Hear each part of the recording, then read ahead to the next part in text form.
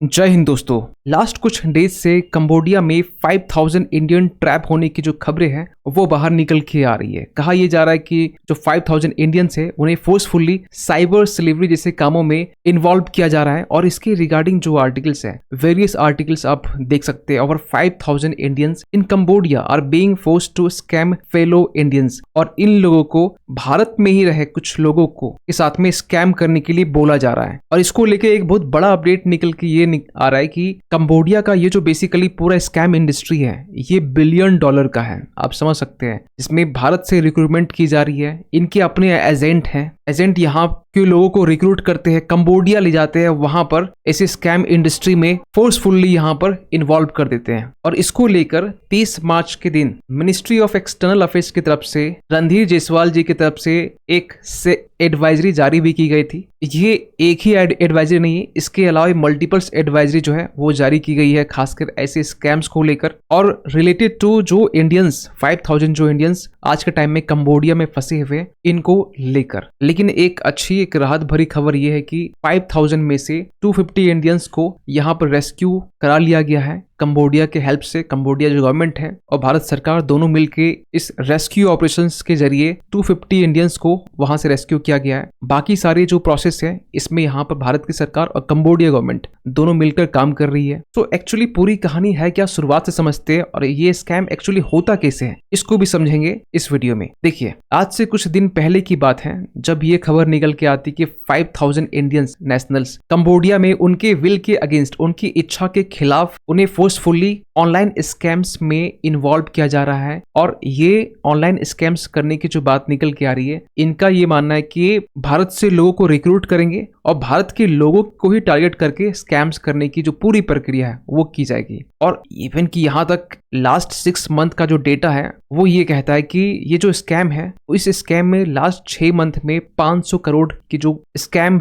Earning है वो की गई है। सो हम बेसिकली बात कर रहे हैं यहाँ पर कंबोडिया की। कंबोडिया जो है ये बेसिकली एक साउथ एशियन कंट्री है। आप यहाँ पर लोकेशन देख सकते हैं या फिर इस इमेज में देखिए, जस्ट आपको थाईलैंड के साउथ में पोर्शंस मिल जाएगा, ईस्ट में आपको वियतनाम और आपको जस्ट इधर बे ऑफ बंगाल मिल जाएगा, ऊपर में आपका चाइना बैठा हुआ। अभी चाइना का भी लिंक यहाँ पर अभी आने वाला है। तो सबसे पहला क्वेश्चन निकलता है कि ये जो पूरा मैटर है ये सामने कैसे आया। देखिए, हुआ ये था कि राउरकेला पुलिस ने एक ऑपरेशन चलाया। ऑपरेशन इस मामले में था कि एक सीनियर सेंट्रल गवर्नमेंट ऑफिसर, नाम यहाँ पर लिया नहीं गया है, उनके साथ में 70 लाख की जो है वो स्कैम की हुई। इसको लेकर पुलिस कंप्लेन किया गया राउरकेला में। जब ये स्कैम को लेकर एफआईआर दर्ज किया गया, इसको लेकर राउरकेला पुलिस ने 8 ऐसे लोगों को अरेस्ट किया जो बेसिकली इसमें इन्वॉल्व थे। और ये 8 लोग ऐसे थे जो भारत के ही लोगों को कंबोडिया ले जाते थे। और उसके बाद में खासकर ये 8 लोगों ने ये बताया कि इसमें मल्टीपल्स जो लोग हैं इसमें इन्वॉल्व हैं। और इसके बाद में एक लुकआउट सर्कुलर इशू किया गया ऐसे 16 लोगों के ऊपर में, क्योंकि बहुत सारे इसमें लोग इन्वॉल्व थे। ऐसे 16 लोगों के ऊपर थोड़ी पहचान करके एक लुकआउट सर्कुलर इशू किया गया, जिनमें से रिसेंटली 2 वीक पहले की बात है जब 2 लोगों को यहाँ पर डिटेन किया गया, जिसमें से एक हरीश कुरापति और दूसरा आपका था नागा वेंकट सौजन्य कुरापटी, जो दोनों हैदराबाद से बिलोंग करते थे। इनको हैदराबाद एयरपोर्ट में यहाँ पर पकड़ा गया और जब ये कंबोडिया से रिटर्निंग इंडिया आ रहे थे उसी वक्त। और यहाँ आने के बाद में और 250 लोग जो रेस्क्यू करने के बाद में ये भारत ऑलरेडी आपको बताना चाहते पहुंच चुके हैं। इसके बाद में जो खुलासे किए गए आपको बताना चाहते हैं स्कैम किस तरीके से होता था कंबोडिया में। सबसे पहले ये लोग रिक्रूट कैसे करते थे इसको समझिए। देखिए, एक एजेंट हुआ करता था बेंगलुरु में जो ये ऑफर करता डेटा एंट्री जॉब के लिए कि कंबोडिया में एक डेटा एंट्री जॉब है और इसके लिए कुछ नहीं, एक ITI डिग्री चाहिए जो क्लास 12 लेवल की होती है या 10th लेवल की होती है, और कुछ कंप्यूटर कोर्सेज आपको मालूम होने चाहिए। और ये जो पूरी घटना है, एक ऐसे रेस्क्यू पर्सन जो कंबोडिया से रिटर्न आए हैं वो ये सुना रहे, उनका नाम यहाँ पे मेंशन नहीं कर सकते हैं। तो उनका ये कहना है कि जो हमें रिक्रूट किया, हम बहुत सारे लोग थे और 3 लोग ऐसे लोग थे जो हमें रिक्रूट कर रहे थे, जिनमें से एक नाम बाबू राव था, इनका नाम ले सकते हैं कोई दिक्कत नहीं, जो आंध्र प्रदेश से बिलोंग करते थे। और जब कंबोडिया हमें ले जाते तो इमिग्रेशन पॉइंट पर हमें ये बताते कि ये हम सभी जो है एक टूरिस्ट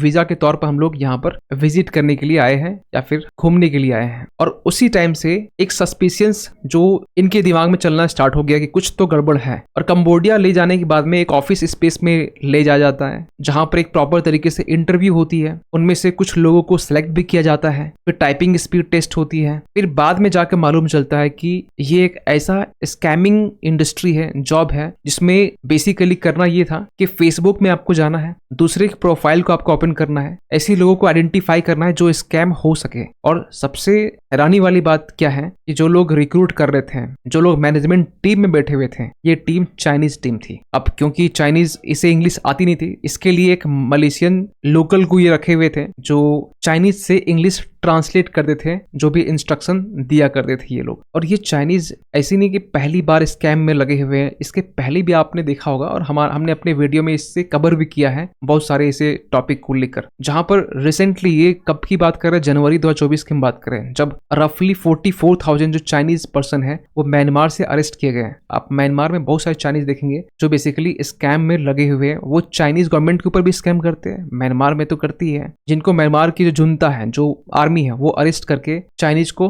रिसेंटली यहाँ पर ये जो अपडेट है वो निकल के आती है। इसके अलावा बहुत सारे इस स्कैम से रिलेटेड जो खबरें हैं चाइनीज स्कैमर को लेकर आप बहुत सारे देख सकते हैं। इसके बाद होता ये, जैसे ये कंपनी ज्वाइन करते, कंपनी ज्वाइन करने के बाद में पासपोर्ट इनका ले लिया जाता है। और सबसे अजीब बात यह कि इन्हें 12-12 घंटे एक दिन में काम करने होते हैं। अगर कोई भी बंदा इसमें काम करने के लिए मना करता तो उनके साथ में टॉर्चर की जाती, फिजिकल असॉल्ट किया जाता है, इलेक्ट्रिक शॉक दी जाती, सॉलिटरी कन्फाइनमेंट एटसेट्रा, ये चीजें उनको दी जाती। और उनमें से बहुत सारे ऐसे इंडियंस थे जो काम करने के इच्छुक नहीं थे, लेकिन फिर भी ऐसी स्कैम्स में इंगेज थे और ट्रैप्ड हो रहे थे। तो ये बेसिकली स्कैम करते कैसे थे, देखिए ये लोग करते क्या था। डेली का एक शेड्यूल ये था कि एक fake social media account create करते और जिनमें से फोटोग्राफ जो होगा एक वुमेन का होगा, और जो वुमेन का होगा वो उसकी ये फेसबुक में बना रहे हैं, तो किसी दूसरे प्लेटफॉर्म से जो फोटोग्राफ है वो यूज किया जाएगा फेसबुक में। क्योंकि यहाँ साफ साफ बोला गया था कि जब भी आप फोटोज को पिक करें उस वक्त आपको केयरफुल होना है। और एग्जाम्पल में ये भी कहते कि आपको बेसिकली साउथ इंडियन गर्ल्स के प्रोफाइल जो होते हैं इनको पिकअप करना है, और जो स्कैम करनी है वो नॉर्थ में करनी है, ताकि किसी भी तरीके से सस्पिशियंस रेज ना हो सके। और अगर मान के चलिए जो डेली का जो टारगेट है, अगर वो मीट नहीं कर पाते वो लोग, तो उस दिन उसे खाना नहीं मिलता, उस दिन उनके रूम में उसे अलाउ किया नहीं जाता। तो फाइनली किसी भी तरीके से 1 महीने बाद या 1.5 मंथ के बाद में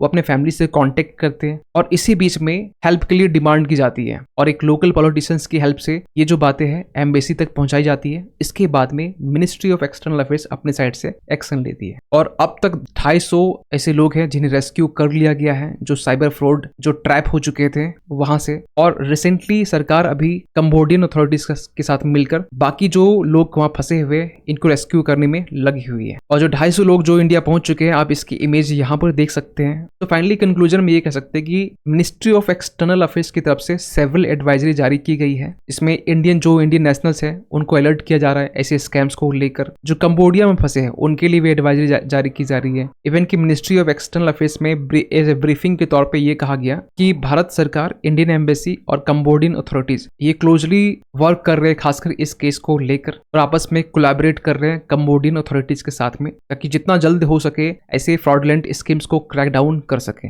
सो इस मामले में आपका क्या मानना है, क्योंकि यहाँ पर भी इन्वॉल्वमेंट चाइनीज का ही देखा जा रहा है, और चाइनीज का बहुत सारे ऐसे आप आर्टिकल्स आपको मिल जाएंगे जहाँ पर चाइनीज स्कैमर इन्वॉल्व होते हैं। सो अपना ओपिनियन कमेंट कीजिएगा। मिलते किसी अगली वीडियो में, तब तक के लिए थैंक यू सो मच।